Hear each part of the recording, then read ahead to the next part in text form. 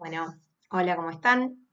Hoy vamos a continuar con la unidad 3, con la que posiblemente sea la última clase de la unidad 3, y vamos a trabajar sobre el texto de Héctor Franch, que se llama Notas sobre la emergencia del sujeto en Descartes. Bueno, ya van a ver que es un texto muy cortito, ¿no? De una lectura muy amable.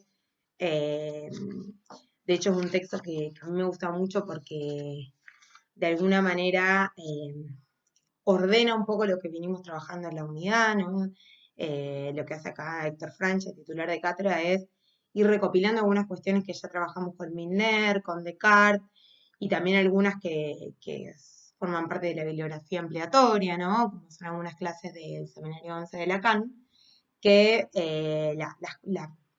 digamos, las ubican en este texto, haciendo que nos quede una idea sobre por qué leemos a Descartes en esta materia, en esta unidad, porque la leemos de una manera diferente que en filosofía, y qué es lo que aporta Descartes para esta materia, ¿no? Y sobre todo, esto en relación al sujeto. Que bueno, fui marcando algunos puntos que me gustaría no pasar por altos de ese texto, pero antes de eso quisiera hacer una especie de, no me gustaría decir resumen, sino más bien una actualización de lo que trabajamos sobre Milner, ¿no? Para tenerlo también presente junto a este texto. De hecho, podríamos decir que Milner y esta ficha de Franch se podrían leer juntos, muy bien. Como decía, es bastante esclarecedora, ¿no? De por ahí lo que Milner trabajó, que me llegó un poco esto a la consulta de que Milner era un poco más complicado. Así que por eso mismo quisiera hacer una breve introducción, recopilando cosas de Milner para que no pasarlas por alto y para que quede bien claro esta importancia que tienen estas cosas en Milner, ¿no? Y que no quede entre todo lo otro. Para eso me armé esta especie de pizarra, que suelo hacer a veces, ¿no? Espero que se pueda leer bien, en donde puse que, bueno, Milner, en su libro La obra clara, el capítulo que tomamos es el capítulo 2, el doctrinal de ciencia. De este texto, si bien habíamos dicho la clase pasada que eran los dos primeros puntos, los fundamentales, dentro del primer punto hay tres cuestiones que marqué que me parecen muy importantes y que no me gustaría que las pasen por alto, ¿no? Que son, por un lado, la ecuación de los sujetos, el axioma del sujeto y la hipótesis del sujeto de la ciencia. Como habíamos dicho, este era un texto escrito al modo de los geómetras, y lo que hace acá Milner es tomar estos términos justamente matemáticos, como son ecuación, axioma, hipótesis, para poder decir algo en relación al sujeto, ¿no? Si se fijan, los tres puntos que marqué dan cuenta de algo del sujeto. Bueno, empezando por el primero, podríamos decir que la ecuación de los sujetos, como toda ecuación, trata de una igualdad, de un paralelismo, y lo que dice Milner, tomando una expresión de los escritos de Lacan, del escrito La ciencia y la verdad, que dice que el sujeto del psicoanálisis no puede ser otro que el sujeto de la ciencia, tomando esa expresión de Lacan, que si la quieren ir a rastrear, está están los escritos 2, en La ciencia y la verdad, la pueden ir a rastrear ahí, tomando esa expresión, lo que dice Lacan, que eso que dice Lacan, lo que dice Milner, acá en la obra clara, es que eso que dice Lacan en La ciencia y la verdad es una ecuación de los sujetos. Una ecuación, una igualdad. Entonces va a decir que el sujeto del psicoanálisis es el mismo sujeto que son iguales, y para los sujetos. Con lo cual, dice que esta ecuación nos da la posibilidad de pensar en tres afirmaciones, ¿no? Que están acá abajo. Entonces, estas tres afirmaciones van a decir, primero, que el psicoanálisis opera sobre un sujeto y no sobre un yo, ¿no? Sostenemos esta diferencia entre el yo y el sujeto que venimos trabajando desde el principio de año. El psicoanálisis opera sobre un sujeto, fundamental. Segundo, que hay un sujeto de la ciencia, ¿no? Cosa que puede creerse que no lo hay, ¿no? Pero bueno, ya vamos a ver qué operación hace la ciencia con ese sujeto. Y tercero, que estos dos sujetos, el sujeto de psicoanálisis y el sujeto de la ciencia, hacen uno. O sea, diríamos, hay un sujeto en psicoanálisis, que el psicoanálisis opera sobre ese sujeto, hay un sujeto de la ciencia, que la ciencia va a dejar de lado ese sujeto, pero no importa, lo importante es que hay un sujeto en la ciencia y que estos dos sujetos hacen uno. Entonces este es el primer punto que quería remarcar y volver a considerar del texto de Milner, que es la ecuación de los sujetos. El sujeto de psicoanálisis es el mismo sujeto que el de la ciencia, rastreado de la ciencia y la verdad. Pueden ir a pesquisar ahí estas cosas si están interesados, por ahí ahora las vacaciones en julio, si quieren ponerse a leer. Es un escrito interesante y es de ahí de donde extrae Milner esta expresión de la carta. Bueno, vamos con el segundo punto. El segundo punto que les quisiera traer hoy es el axioma del sujeto, ¿no? Milner, en este escrito de la obra Clara, va a mencionar el axioma del sujeto a la siguiente expresión, ¿no? Dice que hay algún sujeto distinto de toda individualidad empírica. ¿Esto qué quiere decir? Primero, un axioma es un enunciado, una preposición de tal evidencia que no necesita ser demostrado, ¿no? Digo esto como para no perder de vista estos conceptos matemáticos, así como la ecuación es una igualdad, un axioma es una evidencia, algo que es tan evidente que no necesita demostración. Entonces, como axioma va a decir que hay algún sujeto distinto de toda individualidad empírica. ¿Esto qué quiere decir? Que el sujeto no es la persona, no es el yo, no es la mente, no es el individuo, ¿no? Digo, hay un sujeto que es distinto de tu individualidad empírica. Y es interesante acá que también dice, hay algún sujeto, ¿no? Porque a partir de la invención del sujeto de Descartes, ¿no? Eh, la filosofía tomó la noción de sujeto como algo del orden de la razón, ¿no? Como algo del orden del dominio, del pensamiento yoico, ¿no? De, de una individualidad empírica, incluso podríamos decir, ¿no? Del sujeto como actor ahí de algo que tiene que ver con un pensamiento, ¿no? Incluso muy ligado a la conciencia. Este es el lugar que le dio la filosofía del sujeto. Justamente lo que va a decir Milner acá es que a partir del psicoanálisis podemos pensar en algún sujeto distinto a toda individualidad empírica, que es como se había pensado antes el sujeto, ¿no? De hecho, si por ahí ustedes quieren hasta googlear sujetos, se van a encontrar con muchísimas definiciones de término sujeto, que no necesariamente son las mismas con las que abordamos el sujeto del psicoanálisis. Y por último, lo que se llama la hipótesis del sujeto de la ciencia.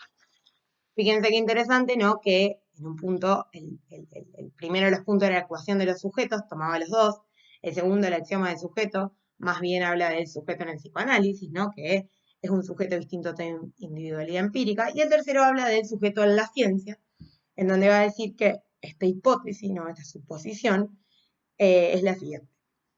Dice Milner, la ciencia moderna, en tanto ciencia y en tanto que moderna, determina un modo de constitución del sujeto. Bueno, esta hipótesis es fundamental porque ese tipo de constitución del sujeto, propio de la ciencia moderna, de la ciencia galileana, de la ciencia matematizada, es el que va a permitir pensar un sujeto para el psicoanálisis también, ¿no? Bueno, ¿por qué? No perdamos de vista justamente esa ecuación de los sujetos. El sujeto de la ciencia es el mismo sujeto que el del psicoanálisis.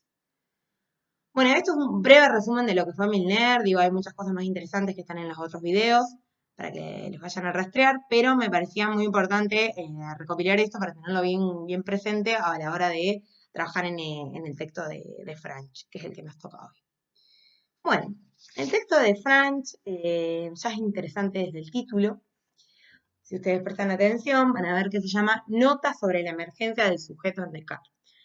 ¿No? Digo ahí, ya bueno, primero que nos habla de Descartes, nuevamente, que va a seguir teorizando sobre lo que venimos trabajando con Descartes, habla del sujeto, y lo que aparece acá es una palabra un poco nueva, si se quiere, ¿no? Digo que no estaba tan clara, que ya la veníamos mencionando, pero que Franch va a hacer mayor énfasis en esa palabra, que es lo que tiene que ver con la emergencia. No digo, ese término ya, emergencia, nos anticipa ciertas características del sujeto. Bueno, no sé si decir características, ¿no? Pero cierto tratamiento del sujeto, ¿no? Cierta forma de pensar lo que es a partir de la emergencia. El sujeto con el que trabajamos en psicoanálisis es un sujeto que emerge, ¿no? Bueno, para esto, antes de comenzar a profundizar en este texto de Franch, los invito a los que tengan tiempo, los que tengan ganas y los que les parezca oportuno y si quieren seguir formando en este tema, a que vayan a hacer una lectura del seminario 11 de Lacan, de los 2 capítulos que están en el programa, ¿no? Que si no me equivoco es el inconsciente freudiano y el nuestro, y el sujeto de la certeza. Son 2 clases del seminario 11 que Lacan está abordando otros temas también, pero que da ciertas precisiones sobre esas cuestiones de sujeto que estamos trabajando, sobre todo la segunda, la del sujeto de la certeza, que podrían venir muy bien para tener otro pantallazo, sobre todo de este texto que hace Franch, que también toma cosas de ahí, ¿no? Y que también, como le decía la otra vez en la consulta, son clases que antes estaban en la materia y que por eso también nosotros los profesores hasta a veces decimos cosas de ahí porque ya les relacionamos directamente con este tema, ¿no? Y bueno, ustedes se preguntarán de dónde vienen, de dónde sacó eso. Bueno, muchas cosas de lo que decimos están en esas clases. Así que para los que estén interesados, les recomiendo.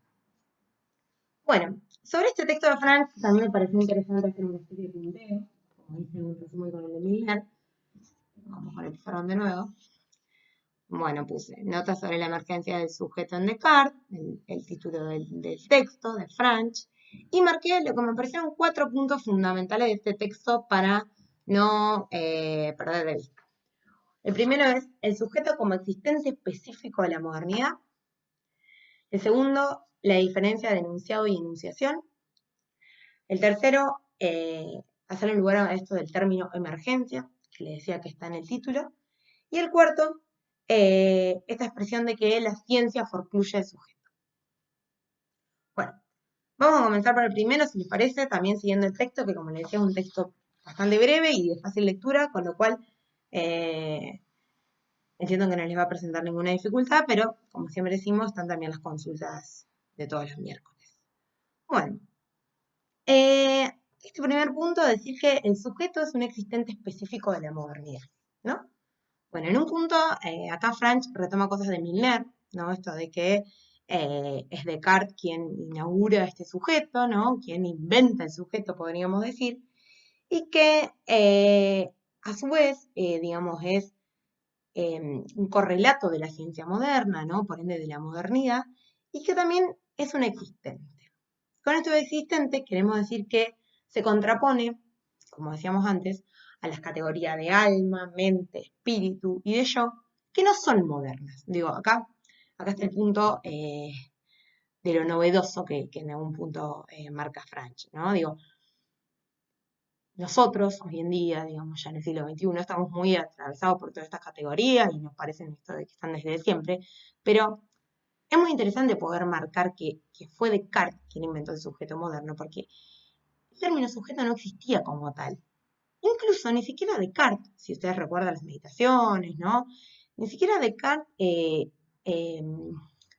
especifica este término sujeto, ¿no? Es más bien Lacan quien encuentra un sujeto en Descartes y lo nomina de esta manera, le pone este nombre sujeto, ¿no? Descartes va a hablar de un existente, ¿no? Un existente específico de la modernidad que es muy distinto a las categorías anteriores. Al alma, a la mente, al yo, al espíritu, que son categorías anteriores a la modernidad, ¿no? Son categorías, muchas de ellas que vienen desde la antigüedad, ¿no? Tengamos en mente, por ejemplo, justamente en mente, a Platón, ¿no? Con esto del alma, que siempre hablamos, ¿no? Esto del mundo de las ideas, ¿no? El lugar del alma es desde la Grecia antigua este término. Bueno, es interesante que podamos, a partir de la modernidad, pensar en una categoría diferente, que es la del sujeto, que no es en absoluto semejante a todas estas categorías. Alma, mente, espíritu, yo. ¿No? Es una categoría diferente. Por eso el sujeto es un existente específico de la modernidad, que lo inventa Descartes, ¿no? Bueno, acá incluso, como dice Franch en la primera página, ¿no? Para poder dar cuenta de este sujeto, vamos a tomar al coito de Descartes, el pienso luego existo, ¿no? En donde ya aparece algo del orden del sujeto, ¿no? Incluso un poco ya vimos por qué en Milner, ahora vamos a seguir viendo por qué. El segundo punto es diferenciar enunciado de enunciación. Milner ya da cuenta de algo de esto de la enunciación. Si ustedes lo leyeron a la letra, van a poder encontrar ahí algo de la enunciación. pero que, a ver, ¿por qué nos interesa esto? Cuando nosotros decimos que Descartes trae el cogito, ¿no? Digo, el aporte de Descartes, este cogito de pienso luego existo, pienso soy, pienso existo, cogito ergo sum, ¿no? Con todas las traducciones que puede tener. Eh, la operación que hace Descartes ahí es una operación de enunciación. Acá dice Franch, ¿no? Que Descartes se encuentra con su propia enunciación. Si recordamos un poquito esto que trabajábamos sobre Descartes, Descartes hacía un trabajo utilizando a la duda como método para deshacerse de todo conocimiento aprendido previamente, ¿no? Toda esta formación que tuvo en la Flèche o los jesuitas, ¿no?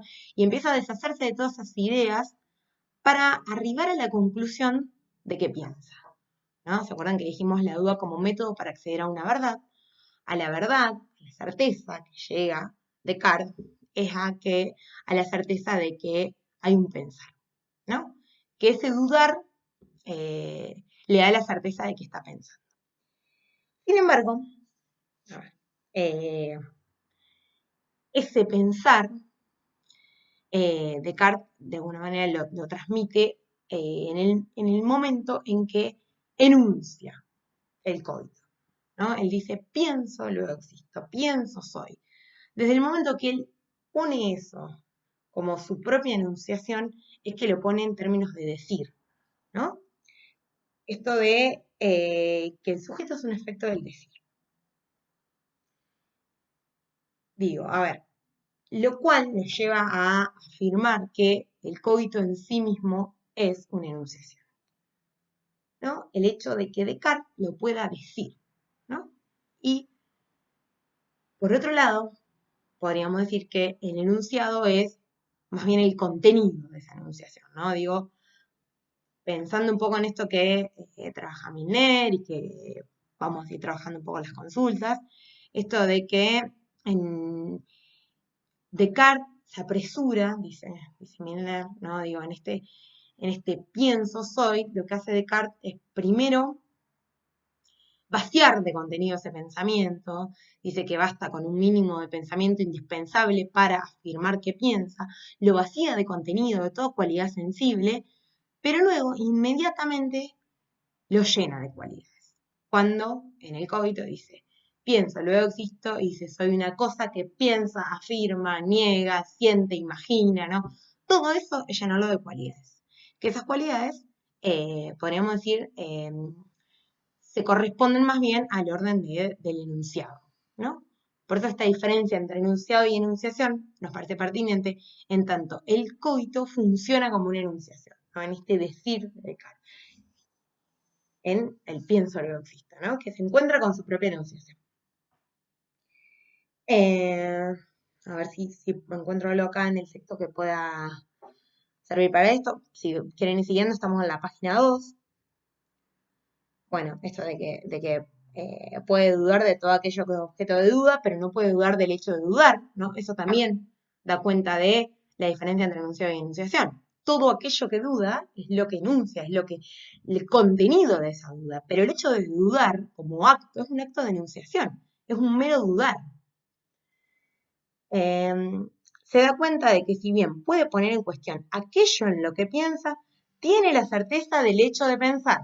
Ahí de nuevo, el contenido como el enunciado, en lo que piensa, pero el hecho de pensar como acto, un acto de enunciación.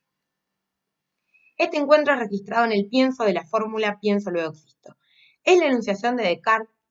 El cogito consiste en una serie de enunciados, pero la emergencia del sujeto se da cuando Descartes se encuentra con su enunciación en la certeza de que piensa, de su pensamiento en acto.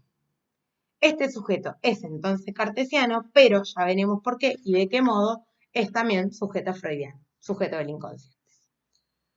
¿No? Ahí ya vamos a ir viendo también por qué sujeto freudiano, sujeto del inconsciente. Pero ahí está esto de la enunciación, ¿no? Descartes se encuentra con su propia enunciación, en ese pensar en acto, ¿no? En ese mero pensar vaciado de contenido. Bueno, el tercer punto es el término este de emergencia. Seguimos el texto, está en la página 3. Dice, se pregunta Franch, ¿por qué decimos emergencia del sujeto? Porque el sujeto emerge como si hubiera estado sumergido. El sujeto emerge, no aparece ni se presenta, porque el sujeto es un efecto. Bueno, después acá Franch va a decir que en realidad el sujeto no está sumergido, en esto de pensarlo como una superficie, ¿no? Pues una cuestión de que está enterrado, sumergido en algún lado y que sale a la luz, sino que más bien no está hasta que emerge, ¿no? Antes de emerger es solo un supuesto. Ahí Franch está jugando un poco con esto del saber, va a situar al inconsciente como un saber. Y por tanto va a decir que el sujeto, en el momento en que no emerge, solamente queda como un supuesto, que es un supuesto sujeto saber, ¿no? Eh, pero bueno, digo, como esto de la emergencia, no hay que confundirla con esto de la cuestión más imaginaria de representación de una superficie que emerge, ¿no? Esto de pensar un inconsciente como algo oscuro, algo que no sale a la luz, digo, estas son cuestiones que por ahí se malinterpretaron del psicoanálisis freudiano y que justamente no queremos caer en eso, ¿no? Digo, cuando decimos emergencia nos referimos a lo que es un efecto, ¿no? Por eso decimos una emergencia, algo que no estaba ahí, que no está todo el tiempo y que aparece como un efecto. Que lo que va a adelantar acá Franch es que el sujeto es efecto del significante. Si bien nosotros todavía no trabajamos sobre el significante, es justamente el próximo tema que nos toca, que si ya quieren ir leyendo, algún curioso, algún adelantado, para el segundo cuatrimestre, la unidad 4, vamos a trabajar el escrito de Lacan, que se llama La instancia de la letra o La razón desde Freud, que ahí vamos a trabajar con el concepto de significante, que es un término fundamental para trabajar el psicoanálisis lacaniano. Así que bueno, ya Franch, adelantando algo, dice que el sujeto es efecto de significante, ¿no? Esto de que es un efecto. Y va a decir también que el sujeto se encuentra entre los significantes, con lo cual va a recurrir a una definición canónica de Lacan, que es que un significante representa un sujeto para otro significante. Bueno, esto es algo que en realidad Lacan plantea en el seminario 9, ¿no? Que es adelantarnos un poco en cuanto a la cronología, si se quiere, de la enseñanza de Lacan, pero que, como justamente en psicoanálisis no leemos en tiempos cronológicos, sino que en tiempos lógicos, entendemos que en retrospectiva, pre-scoop, es justamente pertinente tener en mente esa definición, ¿no? De que el significante representa un sujeto para otro significante. Con lo cual, podemos decir que el sujeto es efecto de la cadena significante, ¿no? Ese efecto aparece.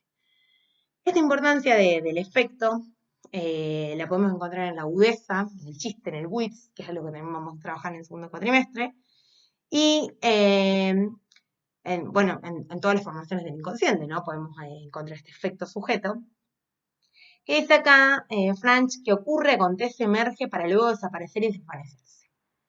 Eso es lo que se conoce también como esta evanescencia del sujeto, como la fánesis del sujeto, ¿no? Que estos términos los pueden encontrar en el seminario 11, como les decía, y que también es importante porque, a ver, en esto que nosotros decimos aparece y desaparece, por ahí quedamos muy regidos a lo que tiene que ver con el registro del imaginario, ¿no? Si pensamos en que algo aparece, hasta incluso podemos pensar en algo que lo podemos ver. Sin embargo, acá Franch, digamos, hace hincapié en justamente marcar que el sujeto es sin imagen, ¿no? Por eso ya habíamos ubicado al sujeto en el registro simbólico, ¿no? Es un sujeto sin imagen y por ende eh, podríamos decir que si es sin imagen es sin cualidades, ¿no?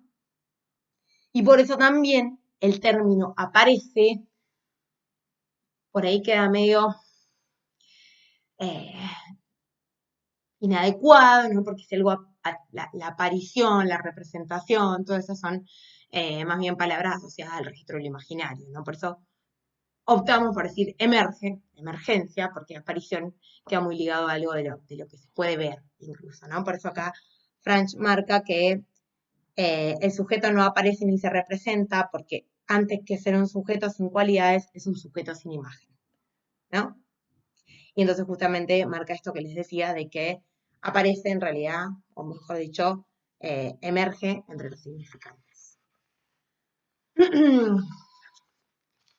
bueno, esto de que no hay imagen del sujeto y que la imagen es del yo, ¿no? Acá Franch vuelve a hacer hincapié sobre esto que ya venimos trabajando desde el principio de año, que es esta diferencia entre el yo y el sujeto.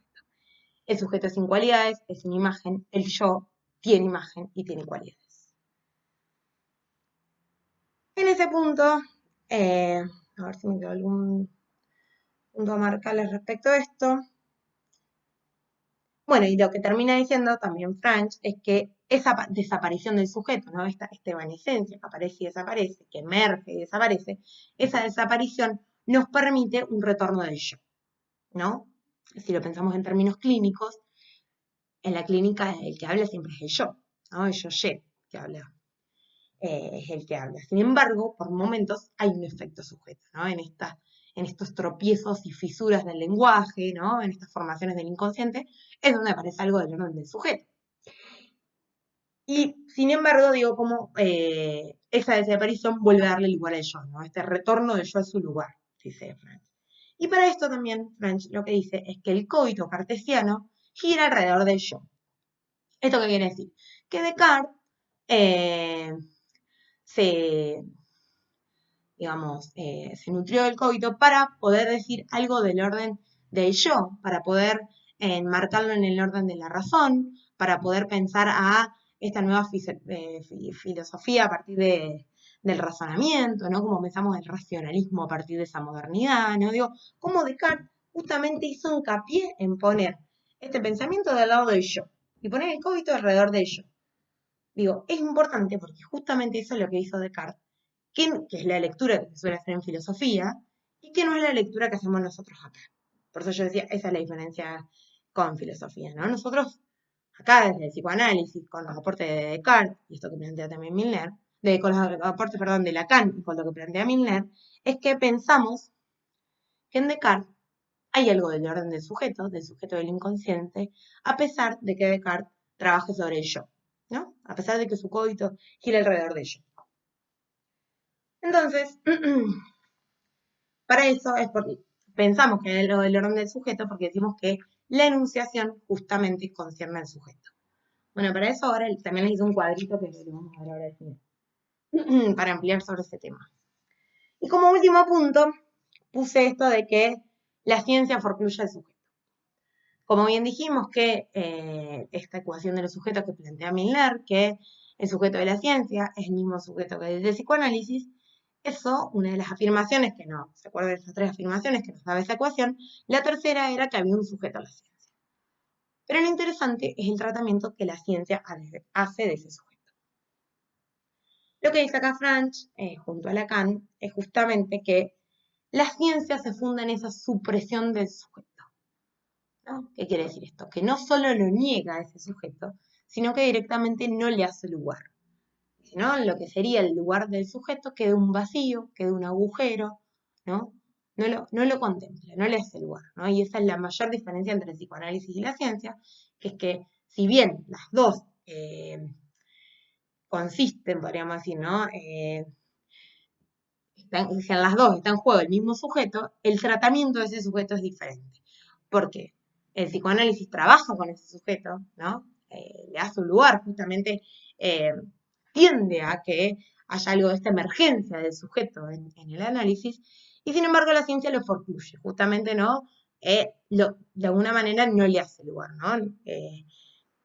Trata de evitar esa emergencia, ¿no? Directamente no le hace un lugar, hay un agujero ahí en esa frase.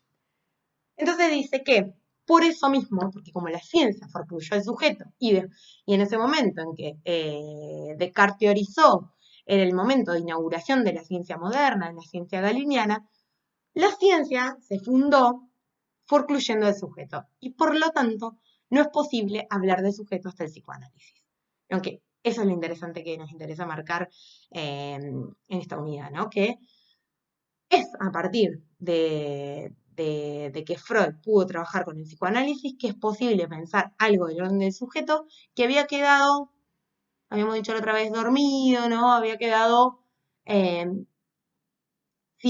forcluido incluso, ¿no? En todo este tiempo que fue la ciencia la que contó con ese sujeto, pero justamente no le dio lugar, ¿no? Entonces, es a partir del psicoanálisis que se puede empezar a teorizar algo del orden de ese sujeto y sobre todo hacerle lugar. Bueno, esto como para terminar este texto, que como les decía, es un texto muy fácil, muy lindo, les va a gustar seguramente porque les va a acomodar en muchas cuestiones que venimos trabajando.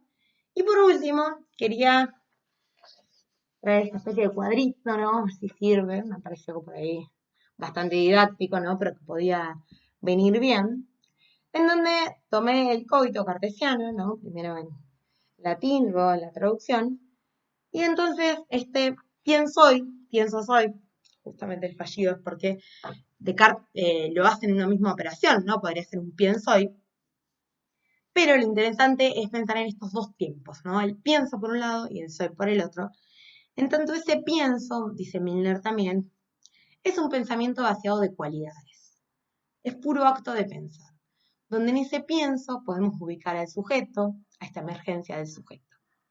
Sin embargo, el soy es ese segundo tiempo, ¿no? Que dice Milner que Descartes lo llena de cualidades. Espérense que voy a tratar de buscar la cita, así me siguen de otra forma, ¿no? No me equivoco, es en el punto 2. Sí, a ver si está acá en la página 41.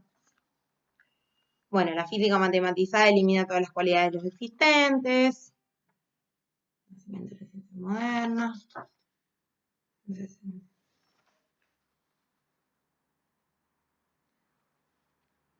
O en la 40, bueno, en la 42. Bueno, que el existente que el cogito hace emerger, ¿no? Acá de nuevo. Esto de existencia del pensamiento sin cualidad. Si hay un pensar, hay un sujeto. El pensamiento no es lo que dice de él la tradición filosófica, no es un corolario de la conciencia de sí. Recuerden con esto lo que decíamos, ¿no? De las tres afrentas de la humanidad que marca Freud, ¿no? Justamente sacar del centro del yo, a la conciencia, ¿no? Como quien tiene ese dominio del pensamiento. Y lo que podemos pensar a partir de esto de leer ahí un sujeto es que hay un pensar inconsciente, ¿no? Digo, esto también es muy importante. Lo que aporta Descartes es con ese pienso vaciado de contenido, podemos decir, de cualidades, ¿no? Donde se ubica el sujeto en ese momento del pienso, es un momento de pensar inconsciente, ¿no? Hay un pensamiento inconsciente. Por eso también, si ustedes prestaron atención cuando les dije el título del próximo texto que vamos a leer, la instancia de la letra, y tiene como una especie de subtítulo, o en el mismo título, el nombre completo es La instancia de la letra o La razón desde Freud, donde ahí ya podemos leer que hay una razón inconsciente, ¿no? Que este pensar, que siempre fue atribuido a la conciencia y al yo, lo podemos ligar también al inconsciente. Hay un pensar inconsciente, ¿no? Y por eso es ahí donde aparece el sujeto. Bueno, no estoy encontrando lo que quiero decirles.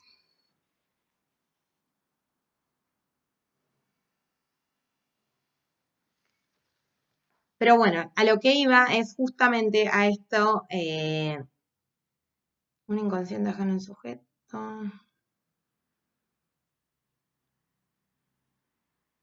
Acá, página 44.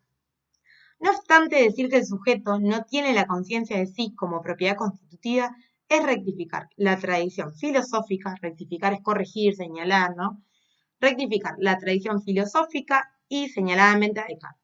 Entendamos al Descartes de segundo tiempo, tan apurado por dejar el punto álgido del cogito, como ciertos prisioneros a su prisión, ¿no? Tan apurado por llenar a ese yo de cualidades, tan apurado por pasar el sol, ¿no? Cuando Descartes dice, pienso, luego existo, pienso, soy, la traducción que ustedes elijan, y dice, una cosa que piensa, afirma, niega, imagina, siente, lo llena de cualidades a ese pienso que estaba vaciado de pensamiento, ¿no? Entonces ese pienso, ese primer momento del cogito, es un pensar tan ajeno al yo que justamente Descartes tiene que afirmar que es del yo, ¿no? En ese acto, en ese segundo tiempo, podríamos decir, de llenarlo de cualidades, de decir soy, existo, de apropiárselo, de marcar que es del yo, es que Descartes, digamos, lo llena de contenido y lo hace parte del yo. Porque en realidad era muy ajeno al yo al principio, ¿no? Era un mero pensar. Piensen que Descartes llevó la duda al extremo para quedarse sin nada y ahí se encontró con que pensaba, ¿no? Bueno, en ese punto, como la duda justamente funciona como la confirmación de esa certeza, de que piensa. Y del mismo modo, también si leen el Seminario 11 van a encontrar que Freud también ubica a la duda como la que funciona a favor de la certeza porque dice que cuando en el sueño, en el relato del sueño, el paciente se encuentra con alguna duda, es justamente porque ahí hay algo del orden de lo reprimido, del inconsciente, ¿no?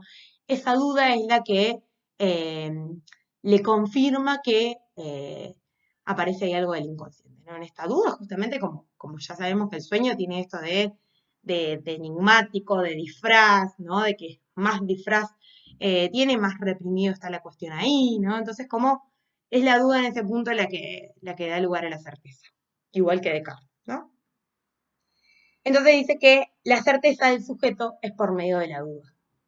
O sea, podemos decir que hay un sujeto del inconsciente en esta duda, a partir de esta duda, que es lo que llega a Descartes también. Bueno, creo que son líneas generales, ya fui marcando estos puntos que me parecían pertinentes para pensar el coito, ¿no? En esto de estos dos tiempos, ¿no? De un pensamiento vaciado de cualidades, del orden del sujeto, y un pensamiento con cualidades que ya tienen que ver con el yo, con este dominio yoico. Y que, por supuesto, se enmarca en el orden de la razón, que es a la que Descartes, digamos, de alguna manera quería aportar, es lo que Descartes quería llegar, ¿no? En esto que dijimos que Franch marcaba que el coito gira alrededor del yo, ¿no? Lo que pretende Descartes es eso, es darle un pensamiento racional al yo. Justamente lo que no va a hacer el psicoanálisis, ¿no? El psicoanálisis va a decir que el yo no es amo en su propia casa. Esto de las afrentas de la humanidad que les decía yo con el texto de Freud, una dificultad para el psicoanálisis. Así que bueno, me parece que son líneas generales, de alguna manera retoman cuestiones que venimos trabajando, les da otra vuelta, por supuesto que si quedan dudas, siguen estando las clases de consulta. Pensaba que tal vez esta ya, como es la última clase de la unidad 3, eh, tal vez voy a hacer un descanso con los videos y retomo después de las vacaciones, o bueno, no sé, capaz que ya empiezo a decir algo de la instancia de la letra, porque es un texto muy interesante, pero podríamos decir que hasta acá llegamos con la unidad 3 y la terminamos. Así que si quedan dudas, comentarios, lo que quieran, los espero a la consulta. Y bueno, y veremos cómo seguimos. Hasta la próxima.